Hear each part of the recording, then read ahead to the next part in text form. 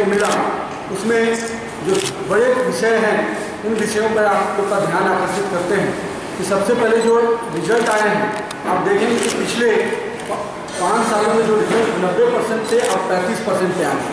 यानी एक समय जब था कि बिहार का रिजल्ट 90% होता था, आज पुनः 35% के सबसे खराब स्तर पे आया है।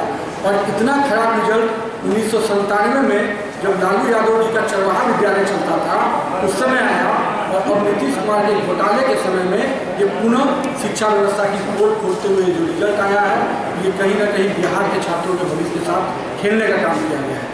शिक्षा मंत्री कह रहे हैं कि उन्होंने कड़वी दवा खिलाई है। मैं शिक्षा मंत्री से पूछना चाहता हूं कि क्या वो अपने पुत्र और अपने परिवार के लोगों को भी ये कड़वी दवा पिलाने को तैयार है।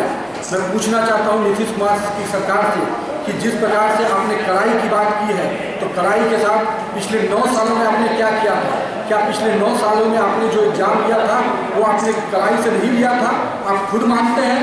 और 1 साल में आपने कड़ाई किया, यानी आप कह रहे हैं कि आपने पढ़ाई नहीं कराया और उन छात्रों के साथ भविष्य के साथ खेलने का काम किया।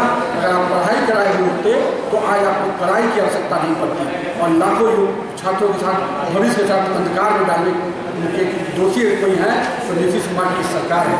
साथ ही साथ आज जो रिजल्ट के दूसरे विषय हैं, इंटर के रिजल्ट को आप जब देखेंगे तो जो जिलों के रिजल्ट आए हैं उसका परसेंटेज को आप जब देखेंगे कि बगल का जिला अररिया जहाँ 24% रिजल्ट होते हैं और किशनगंज में सीधे 56% और 63% कटिहार में और किशनगंज में होते हैं।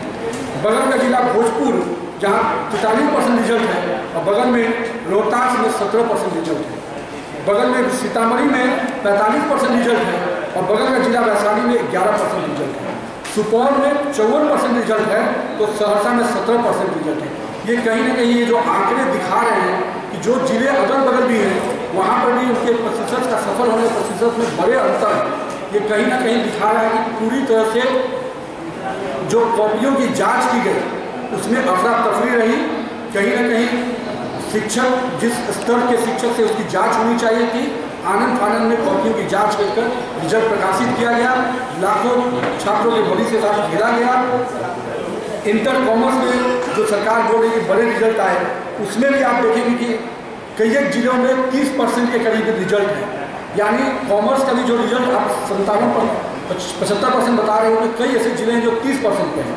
साइंस का रिजल्ट तो ऐतिहासिक रूप से आप देखेंगे कि 20% जो 30% सरकार सफल बता रही है उसमें मात्र 9% ऐसे लोग हैं जो फर्स्ट डिवीजन में हैं और 20% ऐसे लोग हैं जो सेकंड डिवीजन में। यानी आज सेकंड डिवीजन में रहने वाले छात्रों को किसी भी स्तर के एग्जामिनेशन इंजीनियरिंग से लेकर बैठने का अधिकार भी खत्म हो गया है। और अभी तुरंत में एक चीज़ की जानकारी और मिली, जो छात्र अभी आए थे कि कई छात्र करीब जो 5 से 6% जो इम्प्रूवमेंट में एग्जाम देते हैं हर साल जो पिछले अच्छा नहीं के उनके सबका रिजल्ट अभी तक पेंडिंग या नो रिकॉर्ड दिखाया जा रहा है। ये अपने आप में एक अलग विषय है। तो इन सारे विषयों को लेकर आज हम लोग पूरी तरह से शिक्षा व्यवस्था के जो रिजल्ट बनाए गए हैं सरकार के द्वारा, तो कहीं ना कहीं दिख रहा है कि सरकार पूरी तरह से खस्ते हाल है। नीतीश कुमार और अशोक चौधरी ने बिहार की शिक्षा व्यवस्था को ध्वस्त कर दिया है।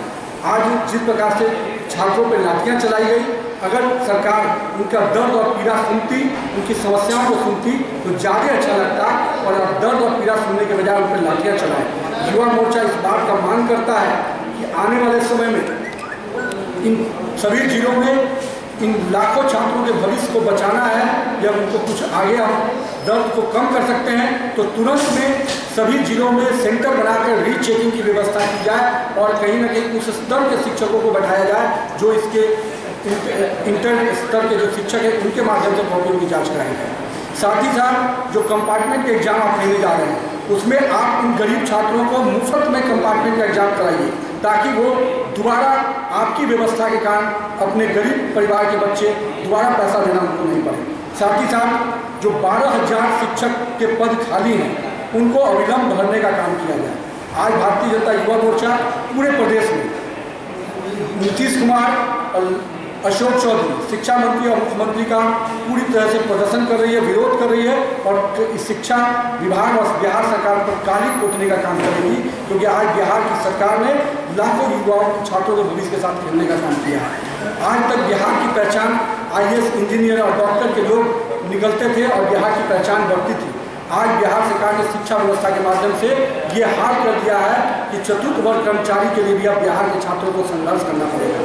कहीं ना कहीं पूरे बिहार के शिक्षा जगत का काला दिन कल था, जिसके माध्यम से बिहार के लाखों होनहार छात्रों का भविष्य के साथ नीतीश कुमार की सरकार ने खेला है। इन सारी विषयों को लेकर युवा मोर्चा सड़कों पर भी संघर्ष करेगा और नीतीश कुमार और अशोक चौधरी से मांग करता है कि किसी भी हाल में बच्चों की एग्जामिनेशन को रीचेकिंग कीजिए, उनके कंपार्टमेंट को मुफ्त उनका कोई शुल्क नहीं दिया जाए और साथ ही साथ जो इम्प्रूवमेंट पे बच्चे एग्जाम दिए हैं उनका रिजल्ट को भी यथाशीघ्र प्रकाशित किया जाए ताकि सही बात और सामने आ पाए। और छात्रों पर लाठियां बरसाने के बजाय हर जिलों में उनके कंप्लेंट को सुनने की व्यवस्था की जाए ताकि छात्रों को पटना ना आना पड़े।